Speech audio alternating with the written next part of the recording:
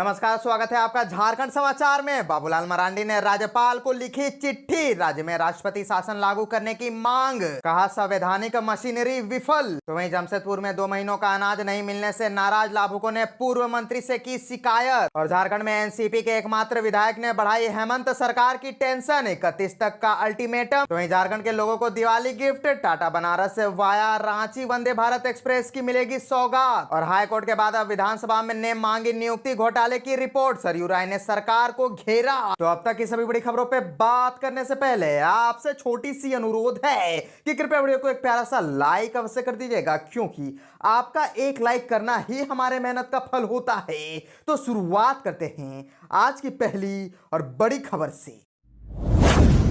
इस वक्त की बड़ी खबर झारखंड से आ रही है, जहां बाबूलाल मरांडी ने राज्यपाल को चिट्ठी लिखी, राज्य में राष्ट्रपति शासन लागू करने की मांग, कहा संवैधानिक मशीनरी विफल। दरअसल भारतीय जनता पार्टी के प्रदेश अध्यक्ष बाबूलाल मरांडी ने राज्य की संवैधानिक मशीनरी ध्वस्त होने का जिक्र करते हुए राज्यपाल को चिट्ठी लिखी है। उन्होंने इस चिट्ठी में राज्य में राष्ट्रपति शासन लगाने का अनुरोध किया है। इस चिट्ठी में बाबूलाल मरांडी ने लिखा है कि मैं आपको यह लिखने के लिए बाध्य हूं कि जैसे कि समाचार में स्पष्ट है कि झारखंड राज्य में संवैधानिक तंत्र विफल हो गया है। झारखंड राज्य में मनी लॉन्ड्रिंग और भ्रष्टाचार की जांच कर रही जांच एजेंसियों के अनुरोध के प्रति राज्य सरकार और उसके अधिकारी उदासीन हो गए हैं। जब उपर्युक्त जानकारी मेरे पास आई, मैंने इसकी सच्चाई की जांच करने के लिए उचित प्रयास किए और आरोपों को सत्य और सही पाया। बाबूलाल मरांडी ने ईडी के मुख्य सचिव को भेजी चिट्ठी का जिक्र करते हुए कहा कि जांच एजेंसियां वर्ष 2022 से मुख्य सचिव झारखंड सरकार के कार्यालय को पत्र लिख रही है और उनसे कार्यवाही करने का अनुरोध कर रही है, लेकिन राज्य सरकार इस पर मूक दर्शक और पूर्ण निष्क्रिय ही रही है। यह उल्लेख करना उचित है कि कई मामलों में कई अनुरोध भेजे गए हैं और कई कार्यवाही नहीं की गई है और न ही कोई उत्तर दिया गया है। बाबूलाल ने लिखा कि मैं इस तथ्य से अवगत हूं कि झारखंड सरकार के मुख्य सचिव के कार्यालय में भ्रष्टाचार के मामलों में उच्च सरकारी अधिकारियों के खिलाफ कार्रवाई करने के अनुरोध को छोड़कर ऐसे 10 से अधिक मामले लंबित है। जांच एजेंसियों को न तो कोई जवाब दिया गया और न ही कोई कार्यवाही की गई है, खासकर उन मामलों में जहां एजेंसियों द्वारा उपर्युक्त अनुरोध के साथ अनेक सबूत उपलब्ध कराए गए हैं। मैंने इस संबंध में राज्य के मुख्य सचिव के साथ साथ मुख्यमंत्री को भी लिखा था, लेकिन दोनों में से किसी की ओर से अब तक कोई जवाब नहीं मिला।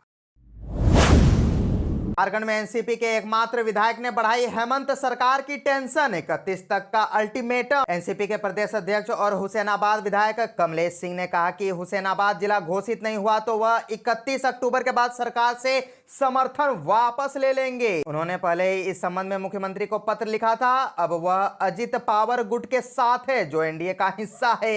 ऐसे में 31 अक्टूबर के बाद वह समर्थन वापसी की घोषणा करेंगे। और आपको बताते चले कि एनसीपी के राष्ट्रीय प्रवक्ता सूर्या सिंह ने कहा कि हुसैनाबाद को जिला बनाने की मांग या बालू को लेकर आवाज उठाने की सरकार से कोई उम्मीद नहीं है।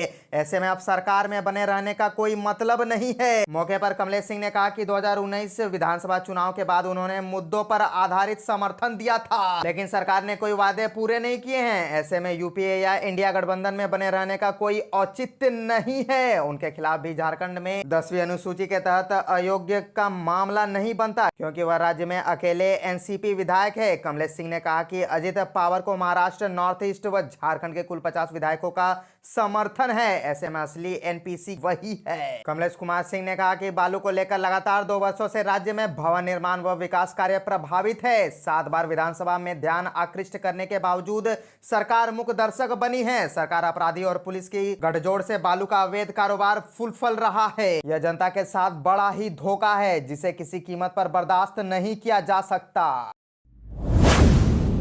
और एक बड़ी खबर जेएसएससी की तरफ से आ रही है। दरअसल जेएसएससी की नई वैकेंसी जल्द ही आने वाली है। कार्मिक विभाग ने झारखंड सिपाही नियुक्ति की अधियाचना भेजी, 4000 से अधिक पदों पर होगी बहाली। दरअसल नौकरी का इंतजार कर रहे राज्य के युवाओं के लिए अच्छी खबर है। झारखंड में सिपाही नियुक्ति की प्रक्रिया जल्द ही शुरू होने वाली है। इसकी तैयारी शुरू हो चुकी है। झारखंड में सिपाहियों की नियुक्ति के लिए कार्मिक विभाग ने अधियाचना भेजी है। यह अधियाचना झारखंड कर्मचारी चयन आयोग को भेजी गई है। उम्मीद जताई जा रही है कि सिपाही नियुक्ति का विज्ञापन जल्द ही जारी किया जाएगा। सूत्रों की माने तो जल्द निकलने वाली सिपाही की वैकेंसी में कुल पदों की संख्या 4,898 है।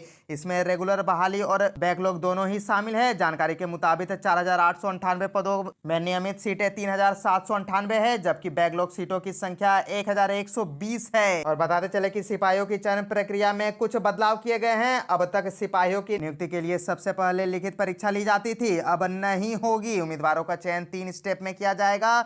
सबसे पहले फिजिकल टेस्ट लिया जाएगा, इसके बाद उम्मीदवारों का मेडिकल टेस्ट लिया जाएगा। इन दोनों स्टेप में सफल होने वाले उम्मीदवारों को लिखित परीक्षा में बैठना होगा, इसके बाद अंतिम सिलेक्शन होगा।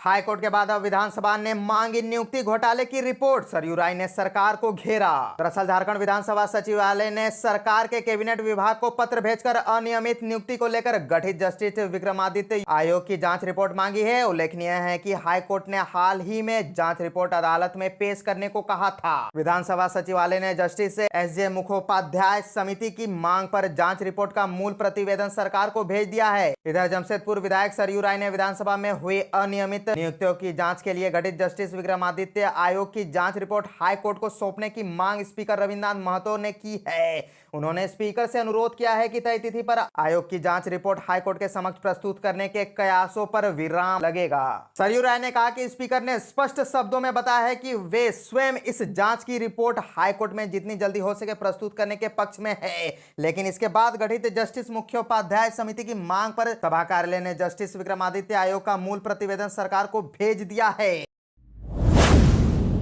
झारखंड के लोगों को Diwali gift, Tata Banaras via Ranchi Vande Bharat express की मिलेगी सौगात। दरअसल झारखंड को जल्द ही चौथी वंदे भारत एक्सप्रेस ट्रेन की सौगात मिलने वाली है। रांची पटना वंदे भारत ट्रेन, रांची हावड़ा वंदे भारत ट्रेन और पटना हावड़ा वाया जसीडी वंदे भारत ट्रेन के बाद अब रेल मंत्रालय टाटा बनारस वाया रांची वंदे भारत ट्रेन शुरू करेगी। दरअसल रेल मंत्रालय आने वाले दिनों में देश के 25 शहरों में वंदे भारत ट्रेन शुरू करेगा। इसके लिए रेलवे बोर्ड ने सूची भी जारी की है। इस सूची में टाटा बनारस वाया रांची वंदे भारत ट्रेन शामिल है। जानकारी के अनुसार इस रूट पर ट्रेन चलने को लेकर रेलवे की ओर से सर्वे कार्य शुरू किया जाएगा। जानकारी के अनुसार ट्रेन नवंबर के अंत में या दिसंबर के शुरू करने की योजना है। वह वंदे भारत ट्रेन 8 कोच की होगी। वहीं लंबी दूरी की ट्रेनों में स्लीपर कोच देने की भी योजना है। मालूम हो कि झारखंड को अब तक 3 वंदे भारत ट्रेन मिल चुकी है। पहला रांची पटना वंदे भारत एक्सप्रेस, दूसरी रांची हावड़ा वंदे भारत एक्सप्रेस और तीसरा Patna Howrah via Jasidih Vande Bharat express. Ranchi Patna Vande Bharat train की शुरुआत इसी साल जून में हुई है और अगस्त तक इस ट्रेन का रूट बदल दिया गया। रांची वंदे भारत एक्सप्रेस उद्घाटन के बाद बरकनाना से टाटी सिलवे होते हुए रांची तक चलाई जा रही थी।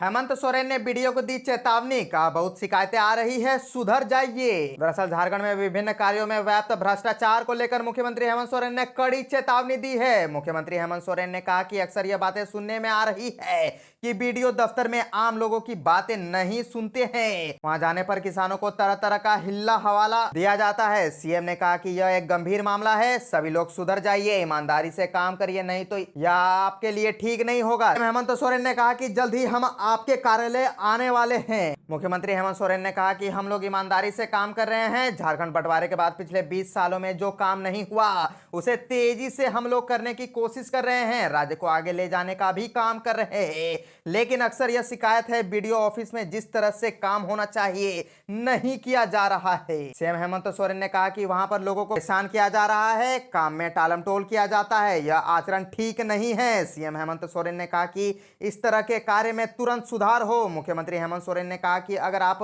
लोगों को यह लग रहा है कि सारी चीजें प्रोजेक्ट भवन से चल रही है और आपको देखने वाला कोई नहीं है तो आप गलतफहमी में मत रहिए। बहुत जल्द प्रोजेक्ट भवन से निकाल कर हम आपके दफ्तर आने वाले हैं। उसमें जो दोषी पाए जाएंगे उन्हें छोड़ा नहीं जाएगा। चतरा के सीएम स्कूल ऑफ एक्सीलेंस में मारपीट की वारदात सामने आई। 15 दिनों से खराब था स्कूल का माहौल। डीईओ बोले दोषी छात्रों को किया जाएगा निष्कासित। दरअसल चतरा में district CM school of excellence में छात्रों के 2 गुटों के बीच जमकर मारपीट हुई। इस मारपीट में स्कूल के बच्चों के अलावा बाहरी लोग भी शामिल थे। दोनों पक्ष के छात्रों ने फोन करके बाहर से अपने कुछ दोस्तों को बुलाया था। स्कूल परिसर में ही दोनों गुटों के बीच जमकर मारपीट हुई, जिसमें कुछ छात्र घायल भी हो गए। इस घटना की सूचना मिलते ही डीईओ दिनेश कुमार मिश्र संग पुलिस पदाधिकारी स्कूल पहुंचे। सभी बच्चों को अपने अपने क्लास में भेजा। स्कूल में फोन लाने पर रोक की सख्त हिदायत दी गई। इस मारपीट में शामिल हुए बच्चों के पास चेन, लाठी मिली है। घटना की जानकारी मिलते ही पेरेंट्स भी अपने बच्चों की चिंता करते हुए उन्हें स्कूल से वापस घर लेने पहुंच गए। डीओ दिनेश कुमार मिश्र ने इस घटना की निंदा करते हुए कहा कि हम वैसे बच्चों की पहचान कर रहे हैं जो इस घटना में शामिल थे। ऐसे बच्चों को स्कूल से बाहर निकाला जाएगा। इस घटना में जो बाहरी लोग शामिल हुए हैं उनकी भी पहचान की जा रही है। स्कूल प्रबंधन समिति की बैठक कर इस पर निर्णय लेना होगा। स्कूल के माहौल को खराब होने नहीं दिया जाएगा। पेरेंट्स निश्चित रहे।